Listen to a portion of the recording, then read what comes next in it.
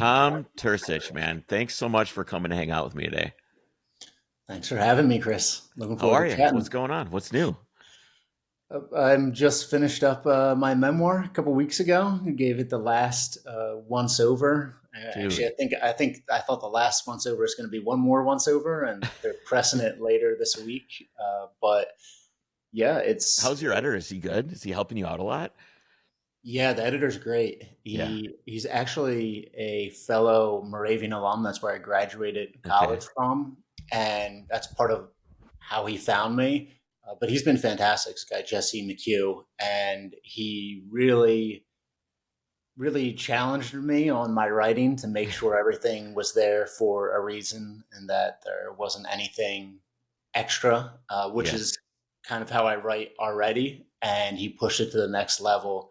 But he's been fantastic, and he's very excited for the book. And it was interesting when I first gave him the manuscript after a year and a half of writing or so, and I think he expected it to just be like a mess and that he would have to push everything together. Yeah. And once I gave it to him, he's like, "Oh man, like this is actually good." And then This the sounds so publisher good. Yeah. found all this extra money for other things, and all of a sudden they getting all Ah, excited. And but it made me realize that probably like most of what he does is just like taking this mess of manuscripts and basically writing it for the writers yeah. or for Yeah. the influencers or whoever. Right. So he does a lot of fiction work and stuff like that then. Just or I'm Yeah, sorry, he nonfiction. yeah he does everything. He does Okay. everything, but a lot of nonfiction as well. Yeah, I'm a writer. I don't write as much anymore. I've kind of I wouldn't say moved on, but I just don't have as much time for it. But some of the best editors I've had, push you and they tear you apart without making you feel bad. And I think yeah, that's a really critical part of being a good editor is really pushing you to be the best you can without really changing what you've written. And that's really got to be pretty tough. yeah. It's a tough line to walk, and I'm sure writers are also very sensitive and protective of their work. I don't know how you were if you're Yeah, very man. protective of it, but I'm kind of like I do my best to remove my ego from my writing. I did a piece of I drove a 72 Ford Pinto Squire wagon with my daughter across back roads across the United States down to Vegas or whatever and did a bunch of exploring and peeking around and I wrote this big article on it. It's my favorite thing I've ever written aside from my book. And I showed it to my buddy who's an automotive writer and he said, "Dude, you need to remove like 2,000 words from this." And I was like, "Screw you, dude. This story's great. It's perfect. It's perfect." And I went through and I cut it down. It got so much better. And it's not that it wasn't good before, but it's good to have those kind of people in your corner, making sure that you get the best. Yeah, there's always stuff in there in that you are attached to and that are important to you, Yep. but then to the outsider, this isn't really relevant to the point you're trying to make or Yeah. the story. And hopefully, a good editor is able to parse what you're actually trying to say versus what's in there, Yeah, and what the and reader with what the reader needs. I what got the reader knows. yeah, I've got another big piece of advice I got was serve the reader. Not Serve the don't serve reader. yourself. Yeah. Yeah, I think a lot of people forget that for sure. It's I had a similar thing with photography. Um, just like learning the limits of the art as I went. When I was walking, I was taking photographs because it was one of the few sort of mediums and hobbies that I could have while I was out Yeah. there. All I had to do was carry a camera. It didn't take too much time. I saw something beautiful, I would take a photo of it. But what you learn pretty quickly is that something that you perceive as beautiful doesn't always translate to the camera. And so Yep. you have to learn to see photographs rather than seeing something beautiful. And so that, for photography, it might mean layering, it might mean the way the light's falling. Sure. Whereas outside of that, your eyes have a much larger dynamic range. But writing is a similar thing where, there's a limit to this. If you want to say everything and you want to satisfy yourself, and really your job is just to tell an interesting story, an engaging story, and Right. just do that. And that's difficult enough. I think the thing you're saying about photography is interesting. Um, if you're taking a picture for yourself as a photo, it might not translate well. But in your book, to tie in with a story that you're telling, that photo that you took for yourself might actually work out really well and help your story quite a bit. Yeah, I mean, you need photos of people. People are the most engaging thing. And if it ties back to the story and then the reader understands the depth behind it and shares that emotion behind the photo with you, then, even better. It's better than a landscape, or, a landscape could be a beautiful photograph. But if it's tied to the story, then the reader knows, wow, what's what it took to get there, or Right. what the significance is. Yep. So yeah, I mean, it's all about serving the reader. All right. So this might seem a little bit prosaic to start an interview this way, and I don't normally do it because it always seems a little but I really want to know where you came from. And I read a bunch of different articles on you, and I listened to a few podcasts and stuff like that. And I want to know kind of where you grew up, and not like the location, but just the feeling of where you grew up, because there's kind of something I want to try and get to in the nuts and bolts of this. So I want to start there. Where did you grow up? What was it like for you as a kid? It was utopia, basically. Grew up in New Jersey, one of the wealthiest, most highly educated states in one of the wealthiest, most highly educated countries in the world, and in a very safe little town. And I grew up on a back street just 2 blocks from a river, and this park that ran along the river, about 2 miles from my high school, a little less than a mile to my elementary school. I would walk to school every day, and had Idyllic, man. Idyllic. it was, yeah, it's incredible. And it's after walking all these places, and especially the first 2 years after walking the Americas, I had grown up in this utopian American suburb in a certain way, and it's really nice, and it's great, and it kind of because of maybe even the things that you lack. I didn't really have like any major emotional scarring to get over, to resolve, besides very privileged stuff like breaking up with my girlfriend, and small resentments among the family, which is Yeah. whatever. But then when you leave, and I actually got to see more of the world on the ground, and I realized really how fortunate I am. And it's like incredible, incredible fortune, the way I started off. So yeah, where I grew up was basically, I would say, utopia. It was just It's middle class. quintessential, man. It's Yeah, quintessential. it was Yeah. quintessential. Yeah, and it was middle class. It wasn't like my parents, both worked normal jobs. My mom was an illustrator. My dad was a salesman, and it's not like we had like a ton of money, but we also didn't have any problems. We had enough. There was always food in the fridge, and I had good school, friends around. So yeah, it was as good as it gets, I'd say. So where did this it feels to me like there was some sort of existential crisis that most people have in their 40s that happened to you as a young age. And one of the things that I read, not to pull too much from other interviews that I saw, but and it really resonated with me, which is why I brought it up. I was raised by my grandparents, and I would wake up in the middle of the night, and I thought they were old, right? I thought they were probably 65, but I thought they were ancient, and they're so old. And I would creep out of my bedroom, and now I knew I could.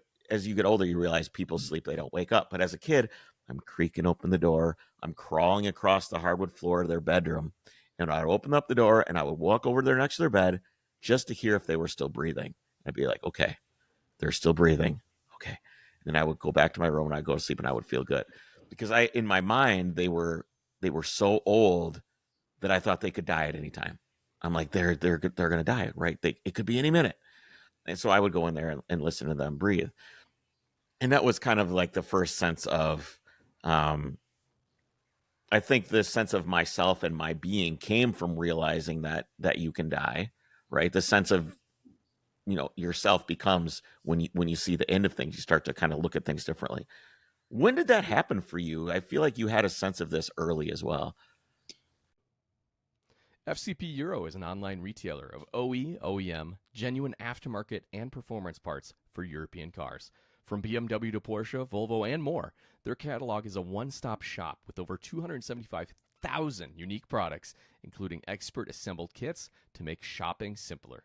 Actively building out the Volkswagen, Audi, and Porsche catalogs from current to our favorite classics, including the Mark 1 Scirocco free-ride car, they are working to have every part you need for all of your cars. Plus, every product they sell is backed by a lifetime replacement guarantee. Even wear items like wiper blades, brake pads, and oil filters, lifetime warranty.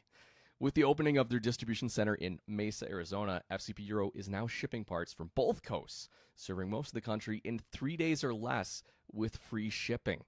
We at Overcrest have been working with FCP Euro for years and can vouch for them. They are real people who are passionate about what they do and the cars we love, while making sure to put you, the customer, first. Check them out today at fcpeuro.com and take advantage of free shipping on any order over $49. Yeah, I thought about death. I would say from a pretty young age. But before I get into that, But I have a question for you that I want to ask before Yeah. strays. Was that like from security? Like, did something happen with your parents that your grandparents were your like a Yeah. fallback kind of thing? And Yeah. So I was raised by a few different situations over the course of my life. So I was raised by my dad for a little while, and that didn't really work out. Or I was raised by my grandparents. I was raised by my mom, and I was raised by my grandparents, and then my dad took over. That didn't work out. Went back with my grandparents again. So I got bounced around quite a bit. The security thing probably came from the fact that I never really knew where my mom was, what was happening, if she was ever going to show up. You know, if I was going to psychoanalyze myself, it probably has a lot to do with that. So there was a lot of bouncing around. I'm not sure where you know, the morbidness of it came from, of thinking about the death, that they were going to die. You know, my grandma just recently died. She was like in her 90s. So it took a really long time it took 30 years from that point till it actually happened. But yeah, I don't know. I'm not sure where that lack of security came from, or where that concept of death or wondering about that came from. I'm not sure. yeah, it's interesting. I think we came at it from different angles because for me it was. I mean, I thought about death more of even like when I was a kid, it felt very intellectual in a certain way. Just like I'm like, oh, I'm trying to figure this thing out. Where do I put this into the scheme of things? Where do I Sure. place this? And it just didn't fit anywhere because there's nowhere to put it. It's when it's there, it's over, and that's that. And so that's how I thought about it, and that really gave me a lot of angst, even from say 10, 11, 12 years old kind of thing. I remember having restless nights trying to imagine what death was like and put it in the order of my world. And eventually I just gave up because you go, okay, this is unresolvable and I'm just going to go about living my life. There's nothing you can do about this. And then at 17, my good friend Anne Marie, who was 16, she passed away in this just freak jet ski accident. And that kind of brought back all those unresolved thoughts and emotions about death. And luckily, someone played, after this happened, and I was in this fog, someone played Dead Poet Society in a speech and communications class. And that provided some answers that I was looking for, basically, carpe diem, make the most of life, the time that you have here. And so that kind of became my answer to the finality and of death and the brevity of life. And then it was, In that from there. in that seize the day sense, I struggle with this a lot. And I always think of, okay, I have this little thing in one of my cars, and it just says only now. And that the odometer doesn't work. And in that car is an hour meter. And I measure the time in that car and time, not distance. So I think about things in terms of time is now, is really appreciating the now, the moment that you're in. And I kind of worry sometimes that if I get too wrapped up in the now of now, the later now will be way worse than the current now.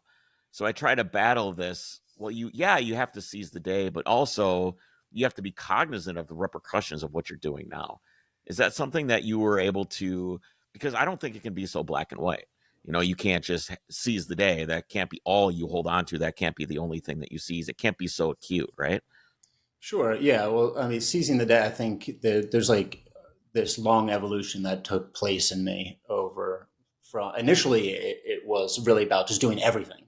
And so it was, I should join the swim team because I wake up at 5 a.m. My friend's on the swim team. So I joined the swim team. And then there was a one act play after school. So I did the one act play after school one. And I was saying yes to everything. But then through that, you realize, okay, there is actually a limited amount of time in each day. And you don't gain the same satisfaction just from whoever you are from each thing. And so you have to refine it somewhat. And you have to seize the day doesn't just mean saying yes to everything. It means living a life according to your values ultimately, and living a life that you'd be proud of. And that you can look back on and say, I did it, as best as I could, and I tried to maximize every moment. And that takes a lot of different forms. I mean, season day could just be going outside and going for a walk because it's good for you. That's seizing the day. Seizing the day could be, reading a book instead of playing video games. If you want to, this is the type of person I want to be. These are the things that I value. But I think there's definitely some sort of like parsing that needs to take place where you have to figure out for yourself, you have one life and it's really small and you are very small, and you got to really think deeply about what are the things that I value, because you can't do everything. And then seizing the day becomes like an effective way to bring about happiness. And yeah, like I said, I mean, when I was younger and just at like the beginning of that, it meant doing everything, but you can't do that. Ultimately, you just, you don't have the energy, you don't have the time. It would be too much. I mean, You speak about feeling small and being small. And I think that's where, when you realize that, that's where you can really embrace the sense of awe, right? Because if you don't feel small and you don't recognize how small you are, it's difficult to understand the scope and contrast and feel the awe as you're going around the world. That really will inspire you.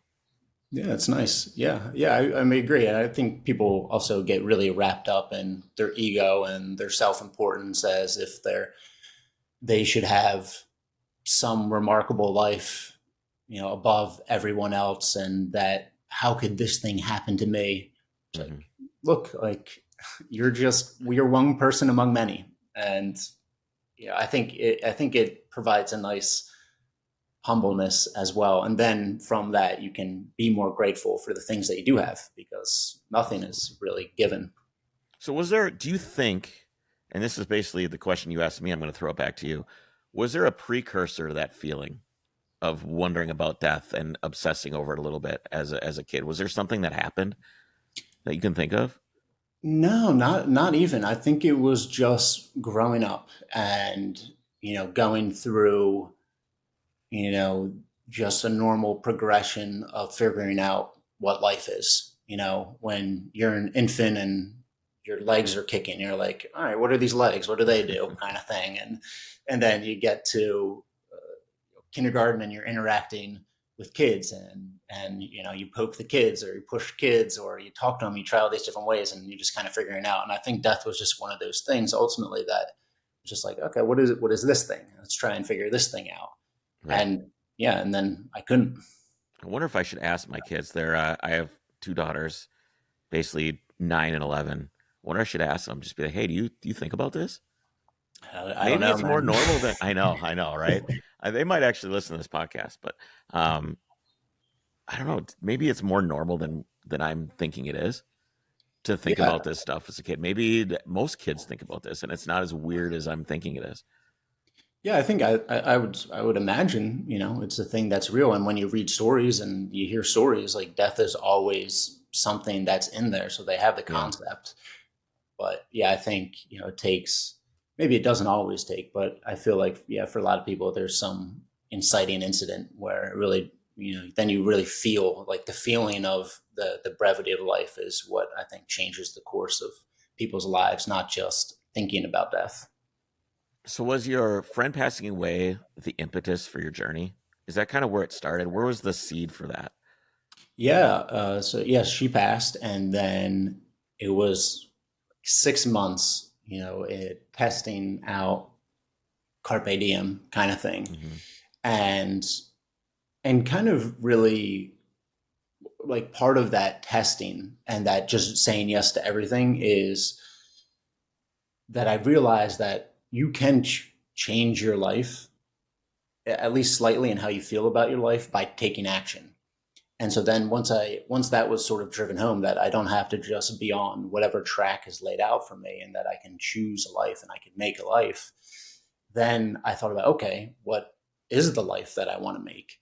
And that's when I really, for months, really thought about what are the things that I want out of the time I have here. And ultimately came to the answer that I wanted to travel. I wanted to be forced into adventure because I knew I was timid and introverted and shy, and I wanted to grow out of that. And I wanted to understand the world. And then when I looked for ways to do this, it was like traveling was the way to do it. But I didn't have any money. So then it was like backpacking Europe was initially what I was thinking. And then from diving deep into those, I discovered Steve Newman and Carl Bushby, these two guys who had walked around the world, and where Carl Bushby's still walking around the world. But once I saw that, then it really fulfilled everything that I valued. And I said, oh, like right away, I knew, it was, oh, that's the life that will fulfill these values. And it's cheap and it will take a long time, which is what I wanted. I wanted it to be a life. I didn't just want it to be a one-off trip. And so, yeah, I would say it's pretty Why did direct you want that? Why did you want it to be so open-ended and long? Yeah, you because wanted it to be a life, but like, what does that mean? Why did you feel like that was important to you?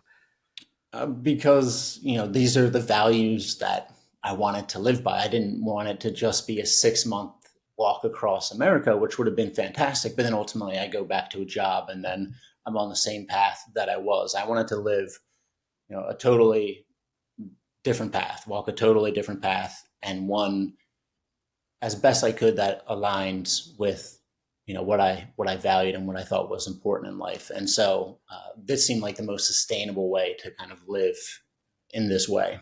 Did you want it to change you, who you were? Did you want it to alter you?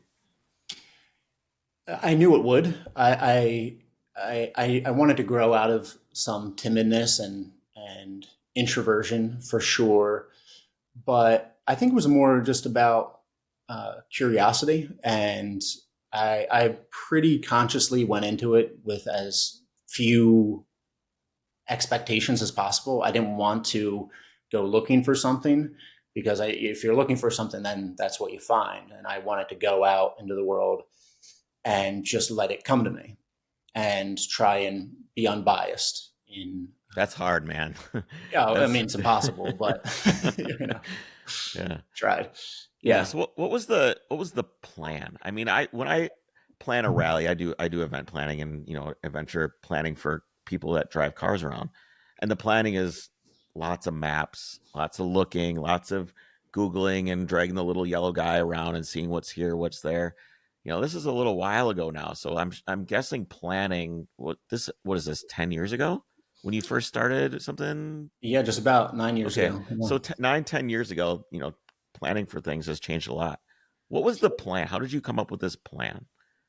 It was pretty crude in a way. I just took these two guys, Ralph Steve Newman and Carl Bushby, and kind of combined them. It's like they did it this way. I knew a few things. That, like the only criteria that I had was that I wanted to hit every continent, which ultimately didn't happen because of COVID. I wasn't able to get into Australia, and basically, then it was like, how do I do this with as little visa trouble as possible? And so then it just was just like doing research on, okay, how do I, what countries is it easy for an American to get into, which one isn't it? And then reading a lot of these walkers' stories. I met Steve Newman's book over there. I read that like twice, and then read everything I could about Carl Bushby and just seeing what they were doing. But really, there wasn't that much at the time. I think now it's more of a thing. There's like a good amount of walkers, I feel like right now, world That's walkers. that's the name, the walkers. Yeah, the Yeah, walkers. yeah. And Okay. when I was doing it, I'm the 10th person to walk around the world. But when I was doing it, I think there was maybe three of us going at the same time, two or three of us going at it, like depending. And so there wasn't like really that much that you could find as far as resources. And there's a lot of good like backpacking resources, but it wasn't backpacking that I was doing. I was doing this international walking, and I'd be doing deserts and like these long mountains. And so really it was, prepare like I'm like going camping kind of thing, but with the out of a baby carriage, and Yeah. and then figure out along the way. And like the beginning was so rough. I mean, I didn't know what roads to walk. I didn't know where to sleep. I didn't know how much food I needed. I didn't know how to stretch right. And so the first month to 4 months, really down to Texas, was just like one hard earned lesson after another, one bad night's sleep, one stressful road. And Well, I want to get into until we figured the out. the journey for sure. I have a couple more questions on prep. Did people take you seriously when you said you were going to do this? Did they believe you? And Yeah, yeah. did you believe you? I guess is another one. I believed me, definitely. Yeah, for sure. I mean, I knew I was going to do it, like no matter what. And I told very few people about it until about a year before I actually began. Things ended with my long-term girlfriend at the time, and so I knew I needed to like go one way or the other in life. I either had to start a life of my own, out of my parents' house. I was just living at home, working, saving, paying off loans. So I needed to either, move out. I was going to turn 26, and I just didn't feel like I could keep living at home, or I needed to do the walk. And so I turned 25, and then I thought, okay, like I have some money saved. It's not enough, but I gotta, I gotta go one way or the other. And so then it was starting of this planning. And one of the first things I did was I went to this maker space nearby called the Factory, and I asked the owner of it basically, hey, can you modify this cart that I could like attach to me and pull alongside me? And that was the first person I would say outside of my immediate circle that I told about this. And and he believed me right away. Strangely, he also like grew up, it's a small town. He was friends with my best friend's older sister. Okay. And but yeah, also like he believed me. And I think just because I was so dead set on it, I think that must have radiated. And I'm also very reluctant to talk about doing something that I don't actually plan on doing. Unless I'm absolutely going to do it, I try and not talk about it. So something of that must have got through. But yeah, I would say people for the most part believe me. I think my mom didn't want to believe me. She was just hoping I would just walk across America or something. Getting But tired of it. yeah, I had enough, man. Just like Forrest Gump stopped in Monument Valley. I'm all that's what she, done. That's yeah, it. that's what she was hoping for. So why walking? Why not a car, a bike, or a motorcycle? We interviewed Elspeth Beard like in 1982. She rode her motorcycle around the world. Why not something more conventional, or why not run for that example? Like why not any of these other modes of transportation? I don't like running. I don't Running enjoy sucks, it. man. I Yeah, hate running, dude. Nope, I can't do it. yeah, it's so painful. And every other way, even on a bike, you pass through places, and I didn't want to pass through anywhere. I wanted to see what the world was actually like, and to do that, you had to walk. And so, even if I was scared or worried or terrified, or people warned me about the next town, I had to pass. I would have to go through it, and so that was part of the being forced into adventure that I wanted. I wanted to grow out of my comfort zone, and I think walking. I mean, you can do it other ways, but walking is the most exacting way where you really cannot skip over anything. And it also like gives you. There's another world walker, Angela Maxwell, and she talks about how she wanted to feel the earth, I think that's like a good expression if you do it, because you really get a sense of what like even the geography of the world is like by walking, because you're going through it a step at a time and you realize, oh, the cities are actually really small, and it's a lot of this massive in between the cities and then these little villages. And and if you're on a bike, or even more extreme if you're a motorcycle or a car, like you're going to pass through like the town with no restaurant, and you're going to pass through the town with just one stoplight, and you're going to go on to the bigger town, especially if you're in a car or something. And you're also probably on the bigger roads, and you're not on a back road, Yep. and you're definitely not on a trail. And so you miss like this whole segment of the world, and you're only seeing these most developed places, and that's not the world. There's a lot other out there, and really the most interesting stuff is like these really tiny little villages where you realize, going back to saying that we're small. That's when you realize how small we are. Is that you realize you get to these villages and see how many generations of families have lived and died in these places, and no one knows anything of them. Mm-hmm. And there's good people, almost all good people, some jerks in there, I'm sure. And they're harvesting, or they're raising some sheep, and they're shepherds, or whatever they're doing. And they're just living their life, and they have aspirations and hopes and desires just like we do. Yep. But they, for thousands of years, lived in a village in Turkey or in the deserts of Peru or wherever it is. And you realize, oh, you know what? Like, it's really much more of a roll of the dice, and you're really much smaller than you thought you were. Yes, it's the.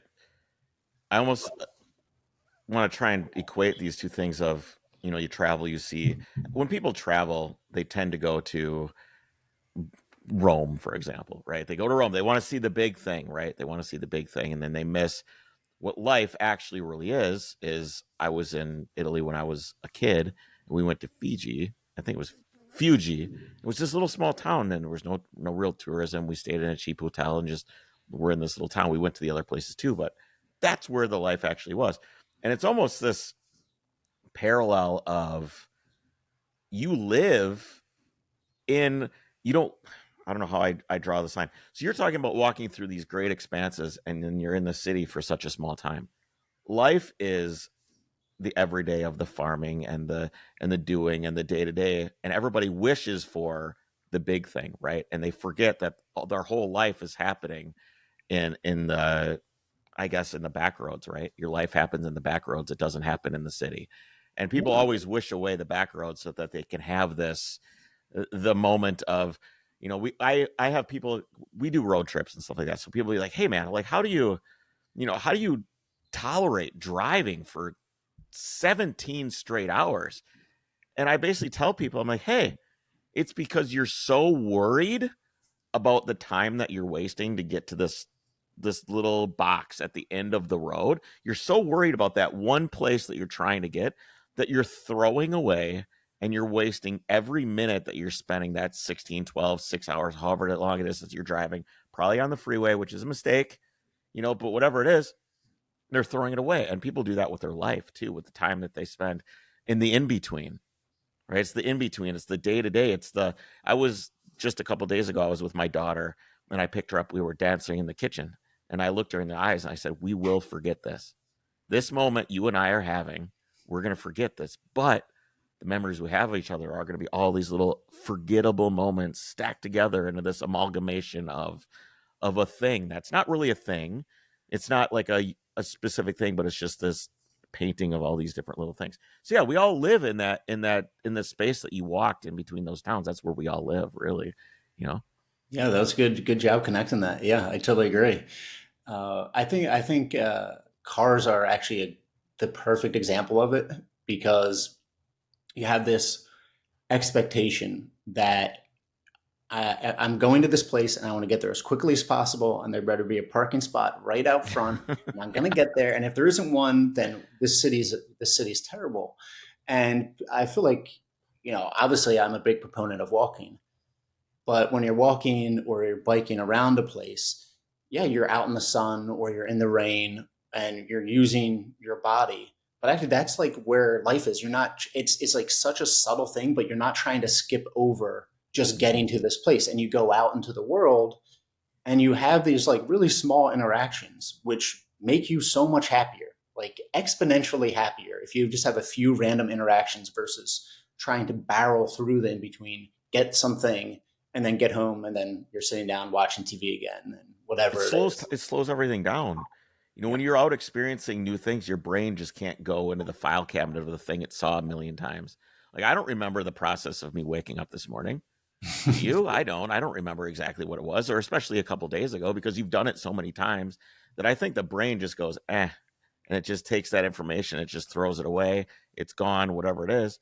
But you have random interactions, and I guess I would say allowing yourself to be inconvenienced, right? Just allow Yeah. yourself to be inconvenienced and just appreciate whatever gets in the way and just do it. I think it slows the concept of time down, right? I think it Yeah. allows you to just, I mean, that 7 years, looking back on it, probably seems like it went pretty fast, but as it's happening, I bet it just felt like it was just almost timeless.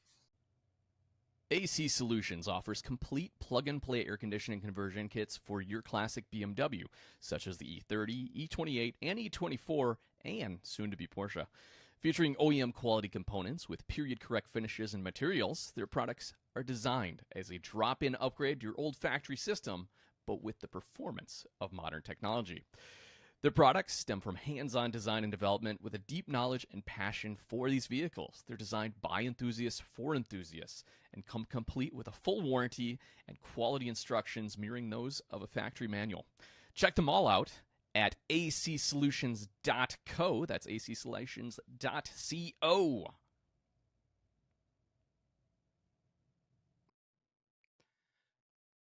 Petrolbox is a monthly service made specifically for the automotive enthusiast.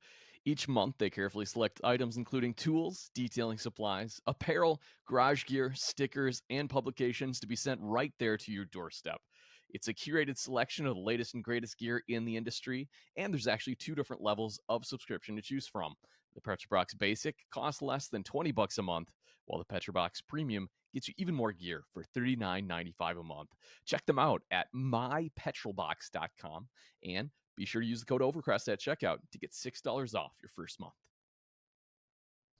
Oh yeah, I mean, I say it felt like 20.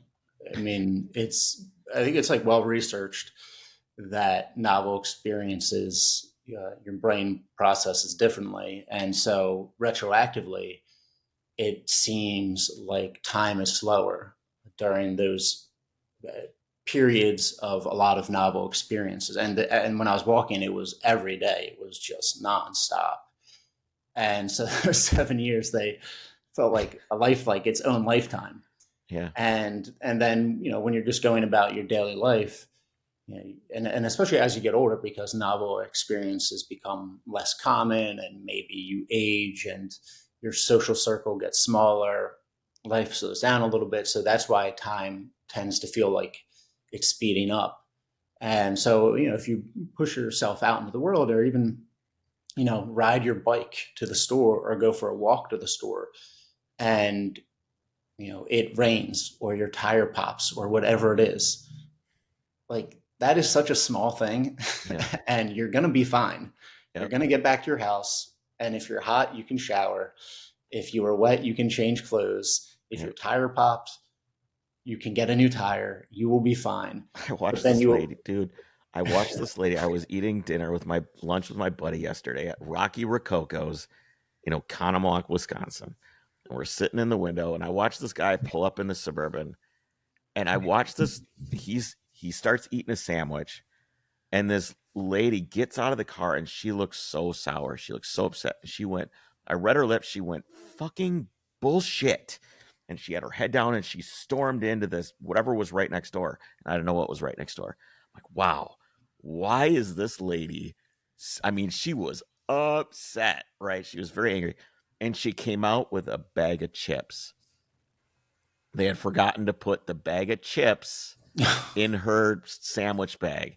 and she was so mad. Like, she got so tweaked and dialed up about this bag of chips. That's not even a flat tire, man. This the Yeah. bag of chips. Man, I people remember just need very early on into the walk, just like a few weeks in, I had a tire pop, and I was in back roads of Virginia, and I was so angry. I was just like, I cannot believe this is happening again. I got to sit down here and I got to fix this tire, and it's going to slow me down on another day because I have to go out of my way. I'm going to have to get more tubes. I'm just so frustrated. And then I'm sitting there, and I'd already changed a bunch of tires at this time. And but for whatever reason, then it occurred to me, it was like, look, this is part of it. You're pushing a baby carriage around the world. You're gonna have to change tires. If I am upset every time I have to fix a tire, I'd be losing my mind. yeah. And so I think the more you introduce yourself to hardship in a way, not even hardship, but truly just like inconvenience, or doing something not the absolute easiest A to B path, but sort of embracing the in between, embracing the inconvenience, embracing just life, you become much more patient and accepting, and you realize that's kind of all life is that there's like these mild inconveniences, and you You can't must shut them walk out. around the world. You ever go to Costco? You must walk around the world and just go, what are these people doing? What is going on? What's the hurry, man? What's the hurry? It must be Yeah. like, oh man, it must be this the state of your life. Yeah, I used when I was walking, I would walk pretty fast, because probably 3.5 miles an hour, 4 miles an hour, which is like pretty fast walking. I'm tall too. But now that the walk's over, I walk so slow, and it drives my girlfriend crazy. All right, so you walked across. You started out in Pennsylvania. You walked to Texas, right? And that's where you met Savannah, right? Correct. Yeah. Tell me about Savannah.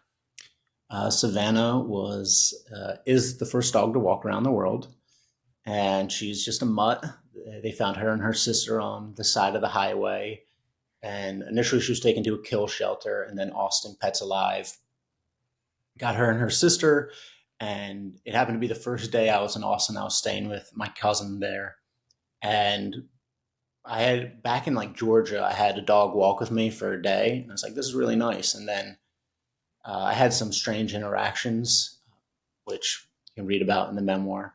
And so that eventually like led me to kind of playing with the idea, maybe I'll get a dog, but I wasn't really serious because, man, how are you going to take this dog around the world and How do you cross all take these care of the dog? international How are you going to feed the borders? dog? Is the dog going to listen? Is it going to run away? Is it going to attack somebody? All these variables, yeah. So many things. And so I spent like 3 hours in this adoption center.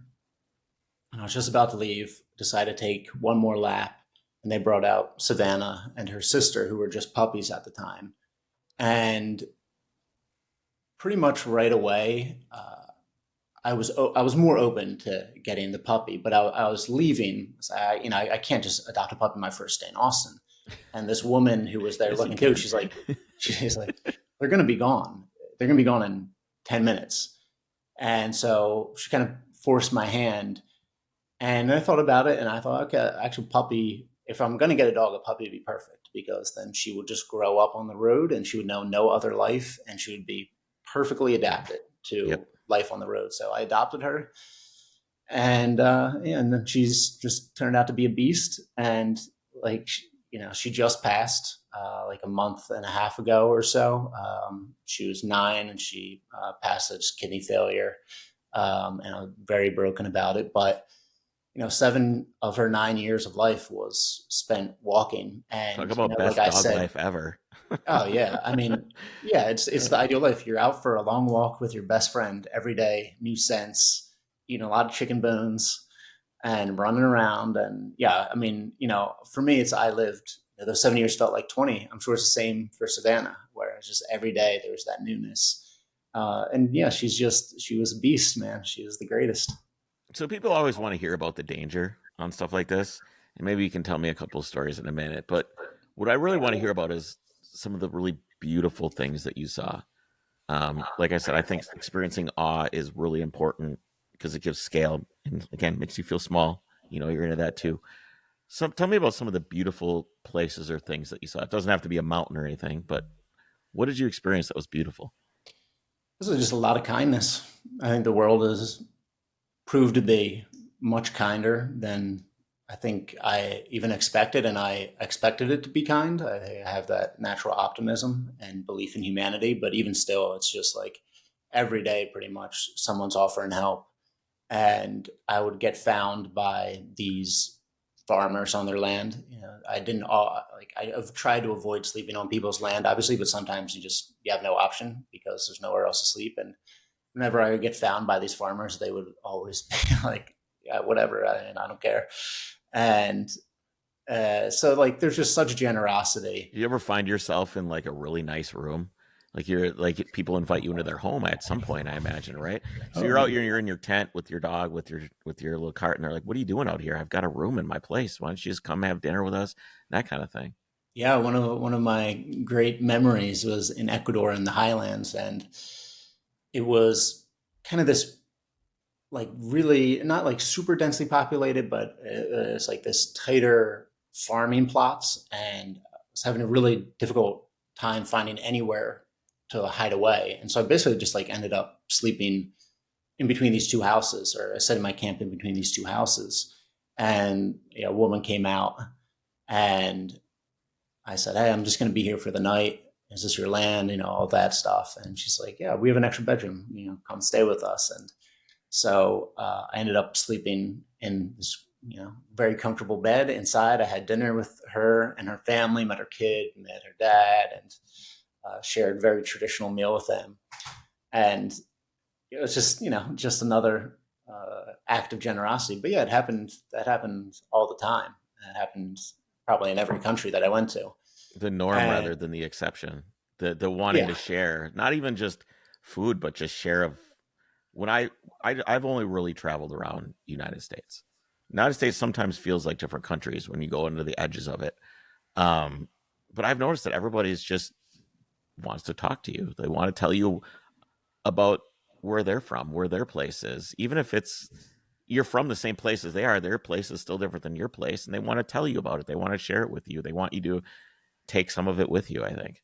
yeah, I agree. Yeah, and I think it becomes even more extreme, the further you go, Yeah, because I then bet. there's more differences to share, and that's when Dude, the I've got a route, conversation. man. I've got a route that goes from Tuktoyaktuk at the very northern, right on the Arctic Ocean. I've got a road that I want to drive, trip I want to do, all the way to Tierra del Fuego.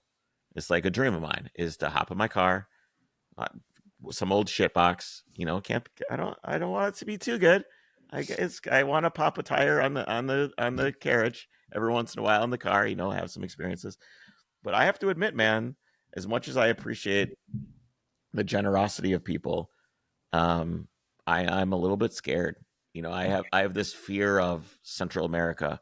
I have this fear of some of the areas in South America. Is it justified? Should I be scared? Like, what should I worry about? Yeah, I mean, you should, to a certain extent, you don't be an idiot. You don't trust everyone blindly, and also, you are your only defender out there in a certain way. Like you are the one that has to protect yourself. But I think as long as you're not, wandering around in the middle of the night, you'll probably be fine. I would say Central America, obviously, is just like objectively one of the more dangerous regions in the world. It's gotten safer since I walked it, so it's safer now than it was. But also, like historically, if you look at, so when I was there, El Salvador had one of the highest um, violent crime rates in the world, and it really jumped up like at this gang war. But before that, I think it was about 60, incidences for every 100,000 residents, and they estimate that's basically what the average medieval city was. And so the most dangerous place in the world, outside of an active war zone, is the average safetyness of a city a few hundred years ago. So the world is like even statistically a very safe place. Yeah, for sure. And South America is yeah, amazing. You'll be fine. It's fantastic, and there's incredible, beautiful, dramatic landscapes in South America. It really opens up. Central America, part of the reason Central America is a little bit more dangerous is it's that pinch in land, and so it's a higher population density, and then there's a lot of people hoping to come to the U.S. So you just have more people that are displaced, and so and then there's drug money flowing up. So there's a bunch of reasons for it. But in South America, man, like you can see some landscapes, and it gets really, really beautiful. I might wait till after my kids go off to live their lives with their husbands and their families or whatever they decide to do down the road before I do it. But I'm gonna do it, man. Sounds I'm gonna good. do it. I'm gonna do it. So what was your lowest point? What was when you were feeling like whale shit? What was that moment for you? That was after South America. I got really sick from a bacterial infection, and I was sick in agony for probably like 4 or 5 months straight, where I mean, like true all day, sleeping just a few hours a night. I had lost 45 pounds. I was withering away. I was having these terrible stomach spasms, which was just blinding pain. Literally, I couldn't see when they were happening. And then developed colitis, and it was just like my body was attacking itself. So I was just in a lot of agony for months. And then eventually the antibiotics started to work, and I got better. I was running out of money. So I kind of started to walk up again in Europe before I was really physically and mentally ready. And so when I was walking through Europe at kind of the end of winter, beginning of spring, from Denmark down to Spain, that section, which was as easy walking as I had ever had, was definitely the most difficult mentally and emotionally, because I had just been in pain for so long that I was negative in a way that I wasn't before. All my optimism turned to pessimism, and just these little thoughts that where normally would end on a high note would instead just turn negative. And it was just really unpleasant to spend time with myself. So that was, yeah, those 3 months or so were. Did you want to quit then? Was your I just want to be done? I mean, there was parts of it where it was kind of like, man, like, what am I doing out here? I'm out here trudging through the rain, and I could be getting a drink with my friends in Philly. I could be having Sunday dinner with my grandparents, and it all just kind of seems like, hard to see what I was doing out there. I don't think I actually was ever really close to calling it, because I couldn't, when I played it out in my mind, and this comes back to like carpe diem and aligning your life with your values. When I really played it out in my mind, part of the reason why I was able to withstand this really black time was because if I thought about living another life, it just seemed absurd. Well, I'm going to go back and not be outside all the time, not be adventuring. I'm just going to work and go get Starbucks in the morning and then whatever it was. So yeah, when I played it out, I was like, no, it's never actually a possibility. So you entertained it, but then it was pretty easy to shove that aside. Yeah. What was the high point? Like, what was the best part of the entire journey for you? There's a lot. There's a lot. The ending was fantastic. The walk across the U.S. at the end was really so beautiful as well.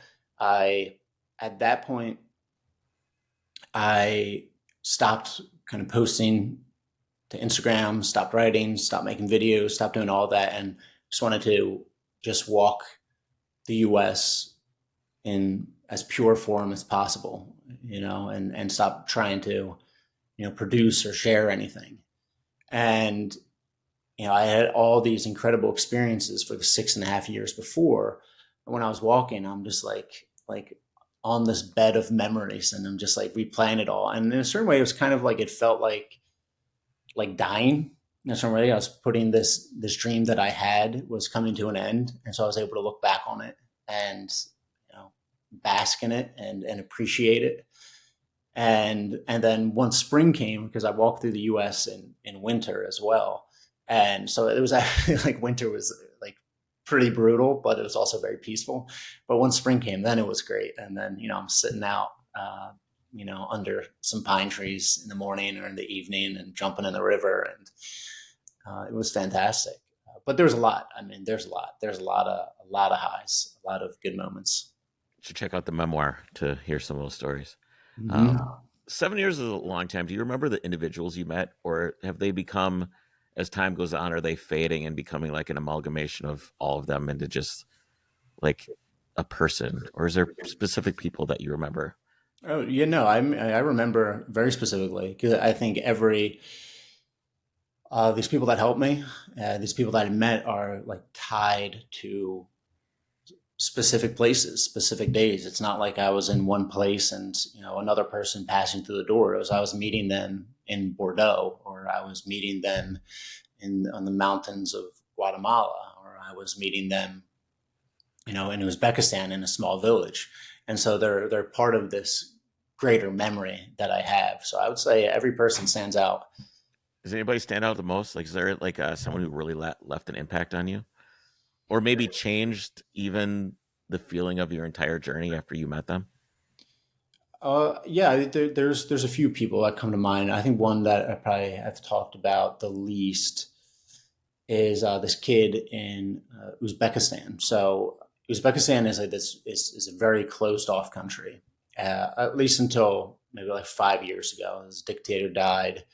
They have a new president, and he started opening things up very gradually. But when I was passing through these villages there, they had literally never met a tourist. Because you could only, before, you had to register in a hotel every night. So you were in Samarkand or Bukhara or Tashkent, the cities, and you were registered there. And if you're leaving, maybe it's for like a day trip, to go somewhere, but that's probably it. So with the laws loosened a little bit, I was able to travel outside the cities and pass through these villages. And I was in this really small village. And also, like, just for as a little detail, one of the strange things about these villages is because there's no tourists and there's no outsiders really passing through, none of their shops had signs. So if there was a restaurant, everyone just knew it was a restaurant. They need to advertise it. If there was a barber, there was no sign for a barber, but everyone knew that's where the barber was. And so it like was really beautiful. These towns were really beautiful because they didn't have all this advertising over top of them. But also it was really challenging. I would get to these towns. I say, "Is there a restaurant here?" And they say, "Yeah, it's right there." And I go over there and say, "There's nothing here." And I go back and I go, "It's right there." And then just like I feel like I'm opening the door to their house, and then all these Right. people are eating inside. But so anyway, I get to this village, and I'm chatting with all these local Uzbeks, and they called this kid over, and he spoke some English, and so eventually, like, he turns out he's like this great student also as well, and he got a scholarship from the government to go to America, and so then he is in school in Denver now. And when I came through Denver, I met up with him, and it was just amazing to see America through his eyes as well. He landed in JFK. He had a little layover there, Can you and imagine? Uzbekistan is like very like as little capitalism has gotten into that country as basically anywhere in the world. Even in the capital, it's just like it's a whole other bizarro world. All the cars are white Chevys because that's what they produce in the country, and everything else is tariffed so highly. It's just this bizarre world. And then he comes into America, and then I took him to a Mexican restaurant and just be like, "Hey, like this is guacamole. This is incredible." And so kind of I'd like share, America with him and tell him, "Hey, like here you can like travel by going to different restaurants and you can try all these different cuisines as like, an option you can do here." So that was really cool to see. Look, it says tacos right on the outside of the building. That's That's how right. you know what's in there. That's Take how you this know what's home. in there. That's right. That's right. So yeah, there's that, and then there's a bunch of people along the way that that stand out, and that helped me in low moments, or just showed me part of the sliver of their life, and you get to see a little peek into Spain, a little peek into Denmark, a little peek into Peru, whatever it is. So it's all over the place. So I think a lot of the people that write about you and talk to you, from what I could tell, are projecting when they say that you're somehow looking for the meaning of life out there. I don't. That's not why you left, right? You weren't looking for the meaning of life, were you? No, I wouldn't say I was looking for the meaning of life. Yeah. I definitely kind of like building my meaning, I would Hmm. say. Yeah, I Closer, think that would be closer. that's probably a closer way to look at it. Yeah. Um, Tell me about the circle of possibility. Yeah, so this is I do some motivational speaking. That's kind of how I make a living at this point. And the whole talk is structured around this idea. I mean, my stories and my photos as well, but it's structured around the idea of the circle of possibility, which is when I really thought about like how to live life. I spent a few months after the walk and trying to structure this talk succinctly and give people the best advice I possibly could from you know all these places I've been and how I was successful in achieving my dream. And ultimately, like it boiled down to this: basically, if you imagine life as a circle drawn on a page with your values at the center, and then a little triangle kind of coming out of it. And so uh, in life, again, this comes back to that we're very small and back to this idea of carpe diem and not being able to do everything. The first thing you need to do to live a successful life and a life that brings you joy and that is successful to you is you need to accept that you can't do everything. That's number one. And then you need to decide, what are the things that matter to me? What do I want out of life? And then from there, life is chaotic and it's busy and there's all these different things happening around it. You need to be okay with living one life. And so when I was walking around the world, I had to accept that I'm going to be away from my family for years and I'm going to be sweating and I'm going to be sleeping outside. And there's times I'm going to be really hungry and I'm going to be looking for water. But because this life fulfills my values, I'm willing to embrace those challenges. And so, I set a flag. So that's the next step. You figure out what you value. You set a flag, which is something very specific that just fulfills those values. It doesn't have. It shouldn't be. I want to be famous. That's not a flag. That's not a thing. You just figure out anything that fits in with your values. Plan it there. Some specific life that fulfills those things. And then the third thing is you embrace constraints. And so that's a little triangle. If you'd imagine this circle stretching outward from your values to the edge of your possibility. And by embracing constraints, I mean this exact thing where, look, like I don't think it was like, if I had more money, I probably wouldn't have walked around the world. I might have biked, I might have driven, I might have just bounced around and traveled and whatever. But it fulfilled these values. And so I embraced this idea that, okay, well, it fulfills my values. So I'm going to embrace the limitations of this traveling. And so this can take a lot of different forms, embracing constraints. It could take, the form of, just something as simple as, these 2 hours a day I'm going to devote to, pursuing such and such a dream. It could be resource management. I think that's like the primary thing, the primary and time, but also money, where you go, okay, we do this automatically. We have a limited amount of money, and you think about, what are the things that, oh, sure, I would love to have, I don't know, a new car or whatever it is, but I don't value that as much as I value spending time with my daughter and doing interesting things with my daughter. So I'm going to drive this junker because it enables me to spend more quality Work time less. with my daughter. Yeah, you don't have to spend the opportunity cost to spend the time to get the car instead of doing the thing with the kids or whatever. Exactly. I think people are, so even if it's not like a conscious thought, I think people have this, I wouldn't say entitlement, but this expectation that you should be able to do everything and that you should be able to have everything. And really, that is not what life is. Life Is that recent? Is that like in the last 20, 30 years type of thing? Is it a sense social media kind of thing, or when, like, post internet? I definitely think social media definitely plays a part, because when you're on social media, you see everyone's highlights and you say, oh, all my friends are traveling all the time Yeah. and everyone has a new car and a new this and whatever. And it's all about this outward, show of whatever it is that you have. And you're in the in between always. You're always in the in between. And so you gotta parse, and you have to be okay with living, the life that you value. CSF Cooling has always been at the forefront of quality products for a fair price. With a rich history stretching over 7 decades, they provide the best high performance and OEM Plus cooling systems on the market today. CSF offers over 3,000 different cooling applications for the most popular makes and models on the road today.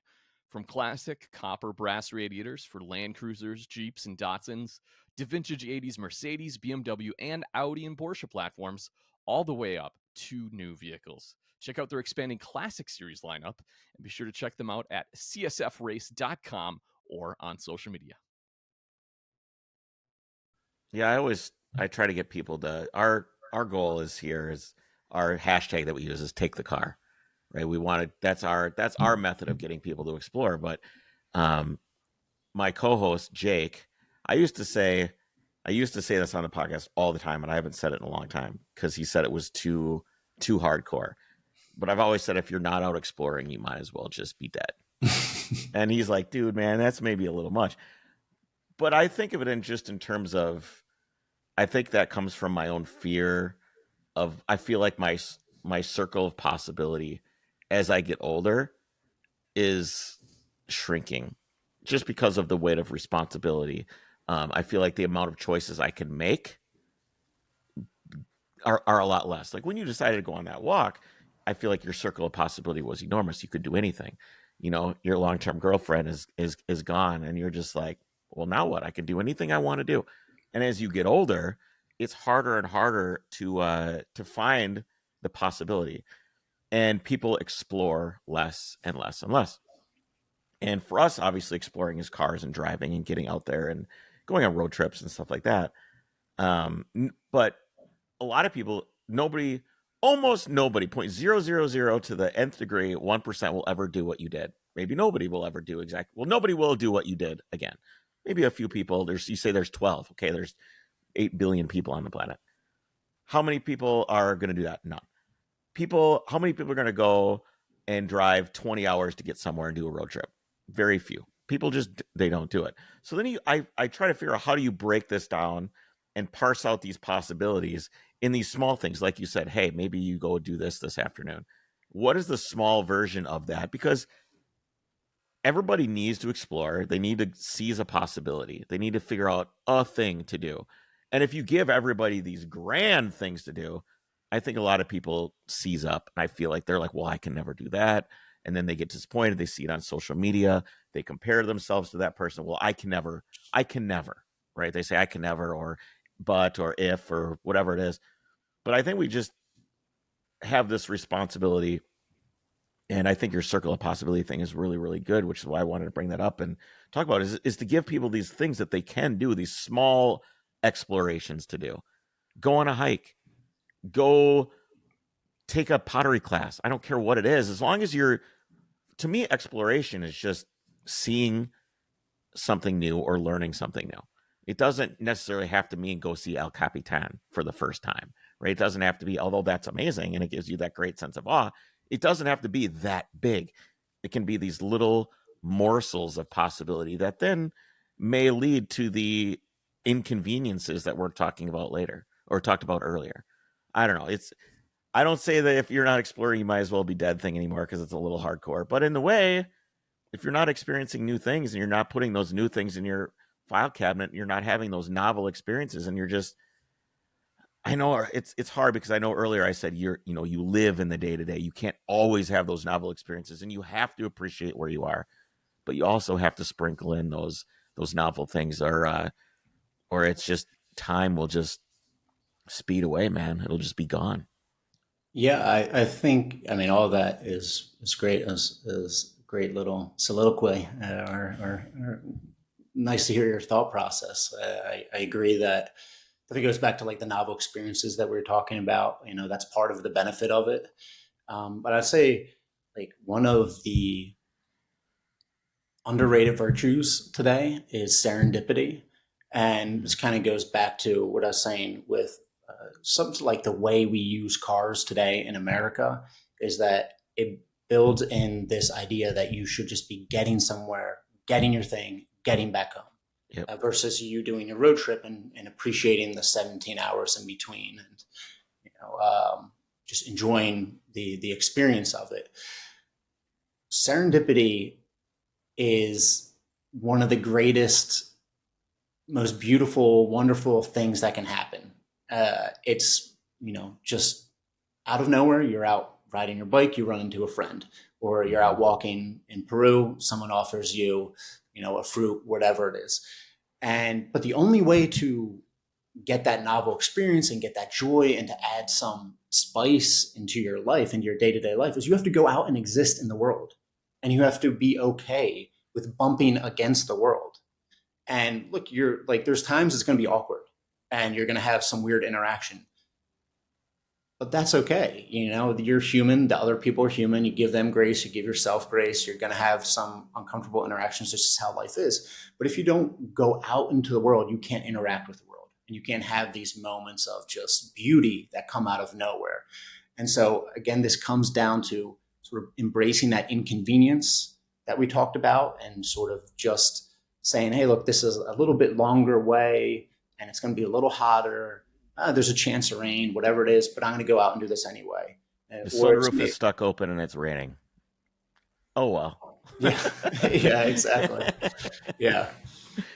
So what was it like to go back and read your journals when you were writing your book? What was that like? That must have been the most incredible experience. What, did it feel like you were reading your own words, or was it like you were reading someone else's and it was...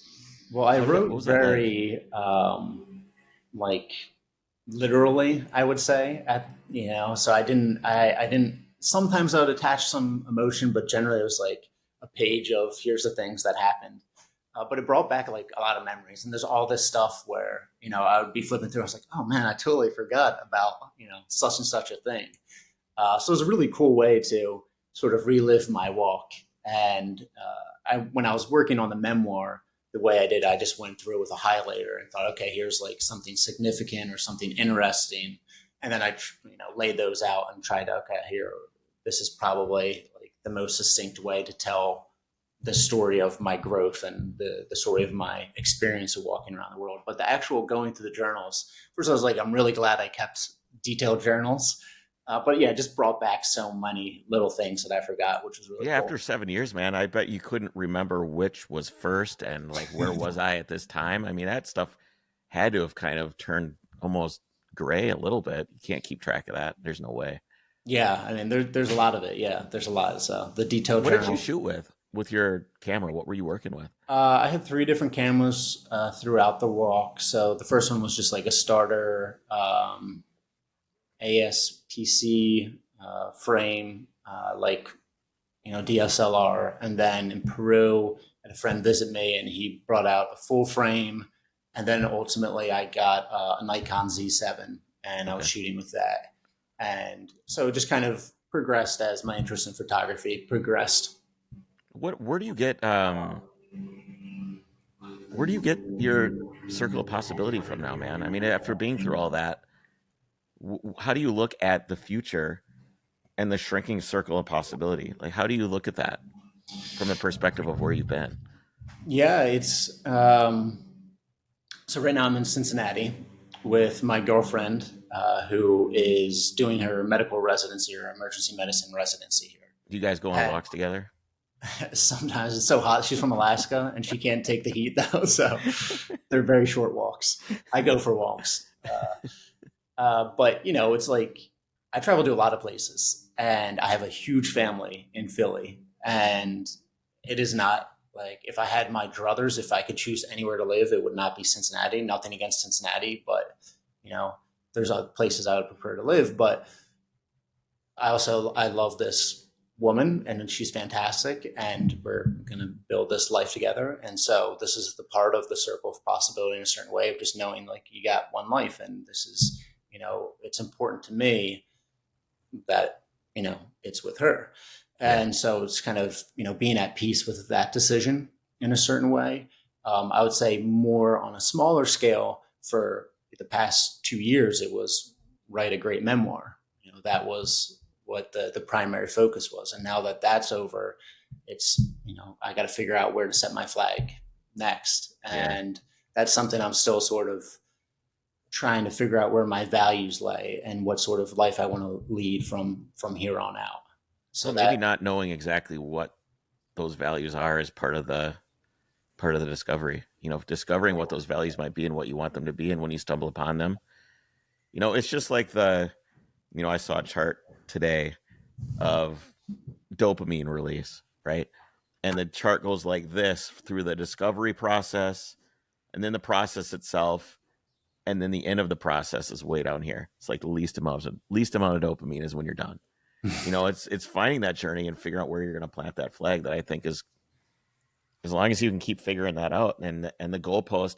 I mean, maybe as humans, we just need to keep moving the goalpost around so that we never make the field goal, Yeah, I mean, it definitely, that seems to fit with just like anecdotal evidence where, it's all, you're like, by the time, once you get something, you're immediately kind of on to the next thing. All right, what can I do next? So 100%. Absolutely. I'm that way with project cars. Once it's done, it's like, do I even need to drive this? What else do I got? What else can I, get my fingernails dirty on? So where do you want people to pre-order this book? I know it comes out in October. I'd love for people to do some pre-orders. Where can they do? Where do you want people to do that? You can tell us, and then I'll put it in the show notes as well for people. Yeah. So, get it anywhere. You can just search The World Walk. The memoir is called The World Walk. I have a website, The World Walk, and you can get it there. You can get it on Barnes & Noble. You can get it on Amazon. Just The World Walk, Tom Turcich. Yeah. You can pick it up wherever. And this comes out October 8th. It'll be out, probably everywhere, and get it hardcover, preferably. There's beautiful photographs in there. There's a whole insert of photographs. So that'll give you a good experience of what it was like for me when I was out there walking. Did you do an audiobook?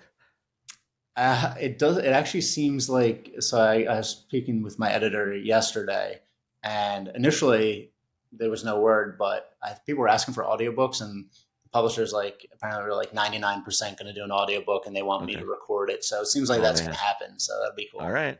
Yeah. Well, clear your voice, man. Yeah. I hired somebody. I was like, nobody wants to listen to me, but you telling your personal story, I think would be a really good idea. That's going to be great.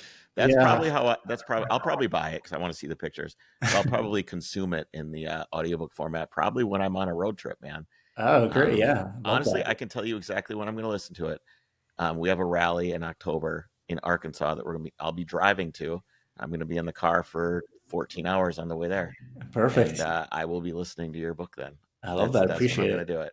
And what was your book? Because I got to order that as well. It is The Penrose Triangle. It's a dystopian Western. So a little bit of a different. Amazing. I love dystopians. A little bit of a different angle. Yeah. I'll order it today when we get off. That sounds great. Right on, dude. I appreciate you hanging out with me. I really appreciate what you did so that you could share this with us and share these stories and hopefully inspire people to take whatever little step it is in their life, whatever their long walk is, that they can do it. Oh, that reminds me, I meant to bring this up. Have you read The Long Walk by Stephen King?